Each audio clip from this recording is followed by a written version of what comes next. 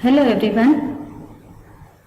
Today I am going to discuss remaining part of the topic drugs used in CHF, that is congestive heart failure. In previous lecture of drugs used in CHF, we have seen about the introduction of cardiotonic agent, then classification of cardiotonic agents, then different structures of cardiotonic agents, digitoxin, digoxin, these are the cardiac glycosides obtained from the digitalis. Then ubein, it is cardiac glycoside obtained from the strofentin, and silaridine A, that is cardiac glycoside obtained from the squil. Dobutamine and amrinone are the non-glycosidyl positive inotropic agent. Dobutamine is beta-1 adrenergic agonist. Amrinone is phosphodiesterase inhibitors. Then pyroximone, it is calcium ion sensitizers. Nasiritide, bosentan, tazosentane are miscellaneous agents. Then we have started cardiac glycosides, right? And from the cardiac glycoside we have completed chemistry of cardiac glycoside, right? Now in today's lecture we will start with structure activity relationship of cardiac glycosides. As I said, chemical structure of cardiac glycoside include two important parts. The one is aglycone portion and the second one is glycone portion. Aglycone portion again includes two important portion, steroidal nucleus and C17 side chain, while glycone portion is nothing but the sugar portion, nature of the sugar attached to the aglycone part. So let's see the SAR related to the different part of chemical structure of cardiac glycoside. So start with the SAR related to the aglycone part. In aglycone part again, first we see the SAR related to the steroidal nucleus. Basic steroidal nucleus is minimum requirement for cardiotonic agents, right? Steroidal nucleus, it is the minimum requirement for the cardiotonic agent, so that it is essential for activity. In steroidal nucleus, at 17 position, side chain is present, right? And this side chain should be in beta configuration, right? It should be in beta configuration, and again it should be only present at 17th position, right? Then and then compound is optimum active, right? So if in steroidal nucleus side chain is present at say 17 position, that is say 17 number carbon, and this side chain is attached to the nucleus with beta configuration, then compound produces the optimum activity, right? Then next important things about the steroidal nucleus is the fusion of the different ring, right? There are 4 rings A, B, C, D, right? So ring fusion is very important, and it must be like A, B ring should be cis-O trans.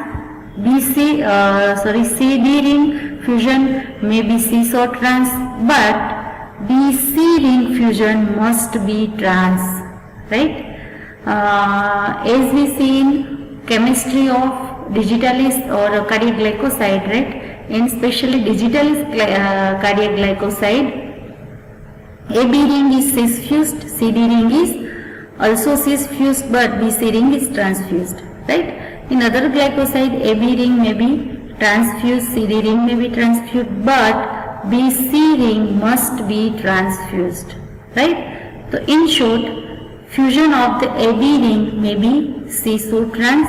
Fusion of the CD ring may be also cis-O trans, but fusion of BC ring must be trans, right, for the optimum activity. In digitalized cardiac glycoside, C4 at the 14th position or carbon number 14, hydroxyl group is present, right? But it is not essential for the activity. Many compound having the OH group shows the exhibit activity more than having the C14 OH group, right? There are many compounds which does not or which do not possess hydroxyl group, but they are more active than the compound having the OH group, right? That's why OH group is not essential for the activity, right? In other glycosides, in other positions like C1 here, C1, then C12, C1, C12, 16, 19, right? Especially C1, C12, C16 and C19 shows the high variability. It may be hydrogen, that means unsubstituted, it may be hydroxyl group, it may be aldehyde group, or it may be methyl hydroxy group, that is CH2OH, right? All this type of substitution shows the activity, right, at C1, C12, C16 and C19, right? So this is the point related to the steroid nucleus. First one is steroidal nucleus is essential for the activity, or you can say minimum requirement for the cardiotonic agents, right, to exert their activity. Then next one is the ring fusion, right? Ring fusion should be like that. AB fusion may be of cis-O trans, CD ring fusion may be of cis-O trans, but ring fusion of ring B and C must be of trans, right? Then at side chain should be present at C17 position, as well as it should be in beta configuration, right? Then compound produces the optimum activity, right? Then at 14th position, hydroxyl group is present in many cardiac glycosides, but it is not essential for the activity because compound does not possess hydroxyl group, are more active than the compound with hydroxyl group, right? That means it is not essential for the activity, right? Then different positions like C1, C12, C16 and C19, right? At this position different substituents may be present like hydrogen hydroxyl group, aldehyde group or methyl hydroxyl group, and all this type of substituent when present at this position produces the activity. Then next C17 side chain, right? Are related to aglycone part, and in aglycone part second portion is C17 side chain. First one is steroid nucleus, second one is the C17 side chain, right? Now the substitution at C17 side chain of the cardiac glycoside are generally two types, right? It may be simple non-cyclic ring, simple non-cyclic portion, or it may be cyclic lactone ring, right? Let's see first simple non-cyclic portion, like these moieties have this type of general structure, right? This one is the general structure of the side chain. Here this one is the C17, this one is portion of nucleus, steroidal nucleus. From this here different side chain may be present, but this is the simple or general structure for the side chain. In this one, A may be oxygen or nitrogen atom, and R may be hydrogen or lower alkyl group such as methyl group or methoxy group, right? And these moieties have the steric as well as electronic resemblance to lactone ring also have the good activity, right? This structure have the structural similarity with the lactone ring and it produces the good activity, right? So it is the general structure of the simple non-cyclic portion, right? C17 side chain may be like this and it may be like cyclic lactone ring, right? And it may be 5-membered butanolide ring or 6-membered pentadienolides, right? This one 5-member lactone ring, this one is 6-member lactone ring. 5-member lactone ring, that is butanolides, and 6-member lactone ring is pentadienolides, right? Here both this type of C17 substituent, there is a double bond is conjugated with carbonyl oxygen. See, in both cases this conjugated double bond occur between carbonyl pi bond and carbonyl group, right? There is a conjugation, so it is important for the activity, right? Next, reduction of the this is 17 side chain double bond. See, double bond is present in both simple non-cyclic chain as well as cyclic lactone ring. In both cases conjugated double bond is present. Here in lactone ring conjugated double bond between carbon-carbon double bond and carbonyl group, while in side chain there is a presence of conjugation, right? Conjugated double bond, that means alternating double bond, right? So it is important for activity because reduction of this double bond result into decrease in activity, right? If these double bonds are reduced, then activity will decrease, right? See, in the non-cyclic side chain, A may be heteroatom, oxygen or nitrogen, right? But this activity is higher with the nitrogen atom, right? If A is the nitrogen, then compound exhibit higher activity, right? And if the conjugation system in side chain is extended, activity abolish, right? Here conjugated system is of 2 double bond, right? Of 2 double bond. If this double bond is extended, then activity will abolish, right? Decreases.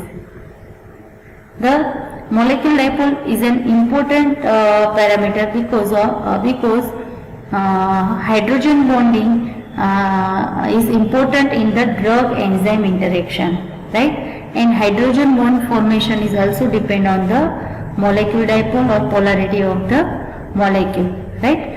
And this hydrogen bond is important in the drug enzyme interaction, right? That's why this one C17 side chain is very important, as well as in lactone ring carbonyl group is present, and this carbonyl group plays an important role in enzyme drug binding and inhibition of enzyme activity, right? So this conjugation between carbonyl group and carbon-carbon double bond is very important, right? So this is the SAR related to O-glycone part, right? In O-glycone part we have seen SAR related to the steroidal nucleus and SAR related to the C17 side chain, C, right? See, first structure, this one is the O-glycone part. O-glycone part contains the steroidal nucleus, and R, that is the C17 side chain, right? And the second portion is glycone part. So we have seen the SAR related to the whole O-glycone part, steroidal nucleus as well as C17 side chain. Okay. Now SAR related to glycone part. Sugar moiety has no cardiac activity, but when it is attached to the C3OH group of the steroidal moiety, it modifies activity and influence pharmacokinetic behavior, right? Then free glycones are less potent than their glycosides, right? So sugar moiety is not directly involved into the enzyme inhibition, right? Is not directly include or involved into the interaction with the sodium potassium ATPase form, right? But it influences the pharmacokinetic behavior, and that's why it also affect the activity, right? So if there is a no sugar moiety, then potency of the compound will decrease, right? Type and number of sugar units may affect potency, right? Which type of sugar attached to the glycan part, or how many sugar moieties or sugar units, it may be monosaccharide, oligosaccharide, polysaccharide, right? That also affect the potency of the molecule. Cardiac glycosides with 6-deoxy sugars, that is CCH3 at 6th position in sugar molecule, CH3 group is present, are more potent than their 6CH2OH analogues, right? That is the methyl hydroxyl group, right? In cardiac glycoside sugar molecule, if at 6th position methyl group is present in place of the methyl hydroxyl group, compound will more active. For oligosaccharide moieties, potency decreases with increase in number of sugar units, right? That means as the less number of sugar units present in glycoside, compound will more active. So this is the whole SAR related to the cardiac glycoside, a glycan part and glycan part. A glycan part also includes steroidal nucleus and C17 side chain. Then mechanism of action of cardiac glycoside. See, we know that cardiac glycoside inhibit membrane bound sodium potassium ATPase pump, right? The direct positive inotropic effect of the cardiac glycoside is due to the ability to inhibit the membrane bound sodium potassium ATPase pump, right? Now what is sodium potassium ATPase pump? This one is the important transporter of the sodium and potassium ion, right? This sodium potassium ATPase transport the sodium ion from intracellular to extracellular and potassium ion from extracellular to intracellular by using the energy, right? By using the energy, because it is active transport, right? So what happen next? If drug inhibit the sodium potassium ATPase pump, then transport of this sodium and potassium is also inhibited, right? Active transport of sodium and potassium ion are also suppressed or inhibited, right? As a result, there is a gradual increase in the intracellular concentration of sodium ion and extracellular potassium ion, right? Because there is no transport of sodium and potassium ion, right? This ion remain at that place, right? So intracellular concentration of sodium ion will increase and extracellularly potassium ion concentration will increase, right? And this inhibition disturb the membrane potential, right? The membrane potential. So it will lead to the activation of the voltage sensitive calcium ion channel, right? This one is one type of exchanger, or you can say calcium ion channel, sodium calcium exchanger. What is the normal function of sodium calcium exchanger? This exchanger exchange the sodium and potassium ion. Two sodium ions are influxed by this exchanger with efflux of one calcium ion, right, to maintain the membrane potential, right? So increase in intracellular concentration of sodium ion also inhibit the function of this exchanger, right? What is the function of this exchanger? It causes the influx of sodium ion and efflux of calcium ion. That means it cause the transport of sodium ion intracellularly from extracellular and transport of calcium ion from intracellular to extracellular, right? Now increased concentration of sodium ion affect calcium ion concentration by two ways. One is by activate the voltage sensitive calcium ion channel, that's why open the calcium ion channel and cause the influx of the calcium ion, right? As well as affect the inhibit this increased concentration of sodium ion intracellularly inhibit the function of this exchanger, right? This exchanger does not cause the exchange of sodium and calcium ion. That's why calcium ion remain intracellularly, right? That's why ultimately increase the concentration of calcium ions, right? And the increased calcium ion further increase the influx as well as in turn cause the release of the additional intracellular calcium ion from the store in sarcoplasmic reticulum, right? This one is the sarcoplasmic reticulum which store the calcium ion, right? So increased intracellular concentration of calcium ion also cause the release of the stored calcium in sarcoplasmic reticulum, right? And that's why ultimately increase the calcium ion concentration, right? So increased calcium ion concentration activate the contractile force because it bind with the troponin C, that is the protein which involved in the muscle contraction, right? So binding increases and that's why increases the cardiac contraction, right? That's why increases the myocardial contraction and contractile force, right? So it is the mechanism of action of cardiac glycoside, right?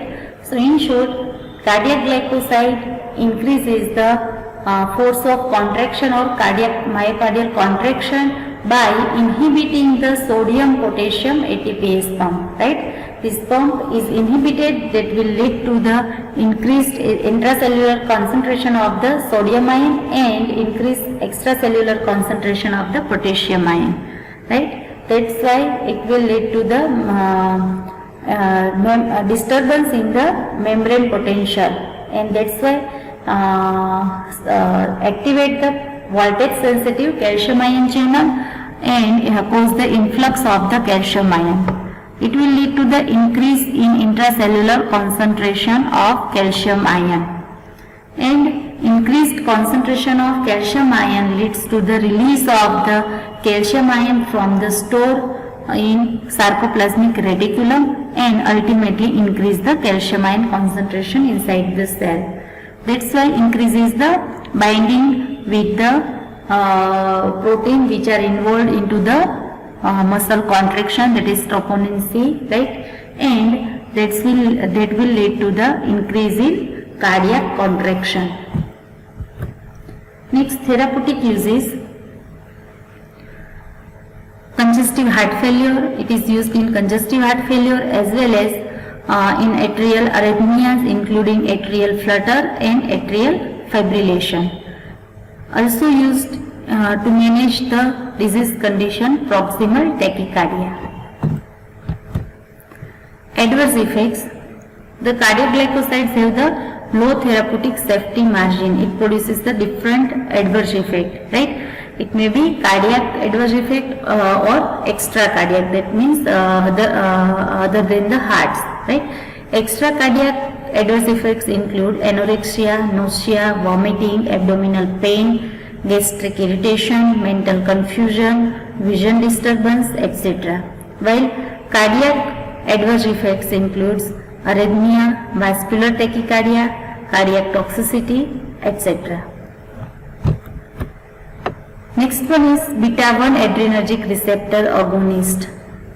Right? Beta-1 receptors, we know that these are the adrenergic receptor, and its stimulation causes the myocardial contraction simply. Right? The myocardium has mostly beta-1 adrenergic receptor. Right? As we know that myocardium is rich with the beta-1 adrenergic receptors. Right? and stimulation of this receptor by the variety of beta adrenergic receptor or beta adrenergic agonist produces a potent positive inotropic response through the G protein signal transduction. Right? Example is dobutamine. It is among the most promising beta-1 adrenergic receptor agonists are those derived from dopamine. The dopamine is the endogenous precursor.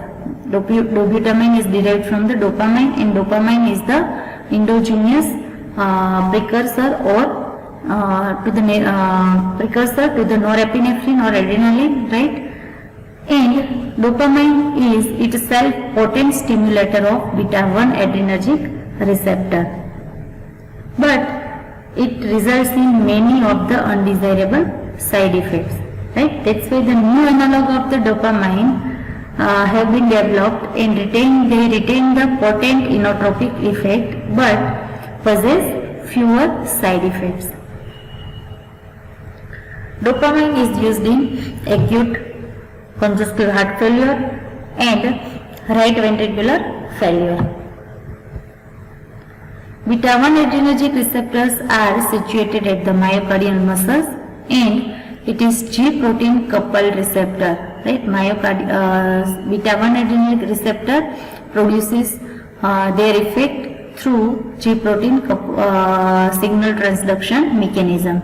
Its activation leads to the signal transduction, increase intracellular cyclic AMP concentration, right?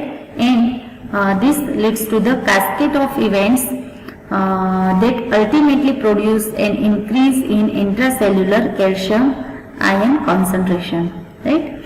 Increased calcium ion further increase the calcium ion influx, as well as in turn cause the release of additional intracellular calcium ion from the store in sarcoplasmic reticulum, right? And activate the contractile force and hence produce positive inotropic effect.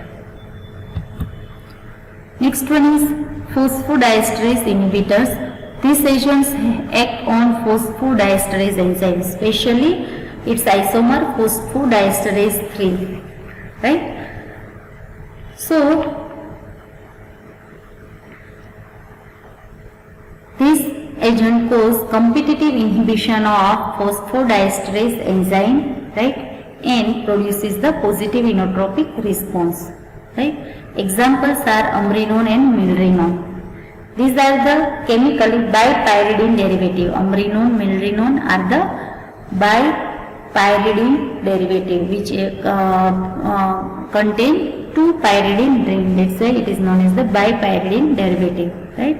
This agent shows positive inotropic activity, especially in patients with congestive heart failure. Patients who have not responded adequately to digitalization, that is the use of digitalis cardiac glycoside, right? As well as do not respond to amrinone, milrinone, that is the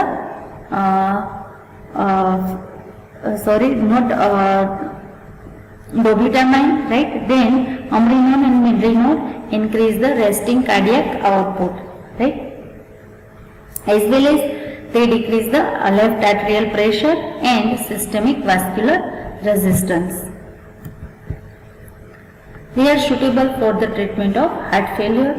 Adverse effects include adverse effect with the use of phosphodiesterase inhibitor, that is amrinone, milrinone, includes hepatotoxicity, reversible thrombocytopenia and hypotension, as well as headache.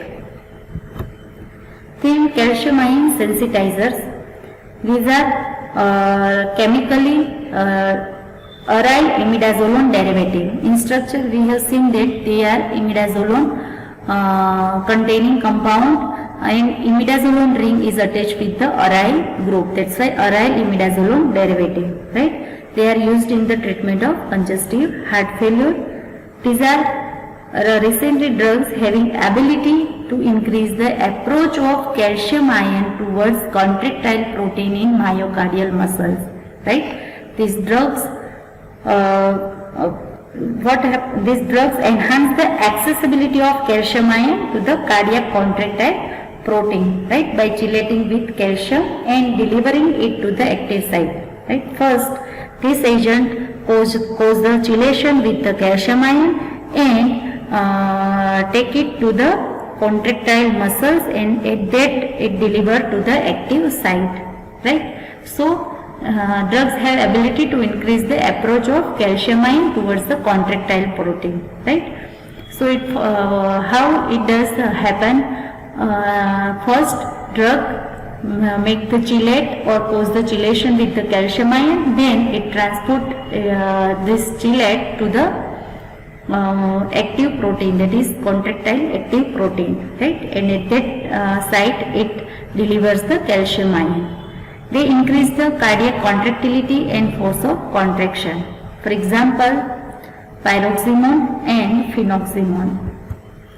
Then miscellaneous agents are nesiritide, bosentan and azoxantan. Nesiritide, it is a recombinant 32 amino acid human B-type natriuretic peptide, a type of hormone that is secreted by cardiac muscle cells in heart ventricle, right? In ventricle, that part of the heart, cardiac muscle cell releases the hormone that is natriuretic peptide, right? It is secreted during stretching, that is caused by high ventricular blood volume. It decreases blood pressure and reduces the cardiac output. It is synthesized from E. coli using recombinant DNA technology.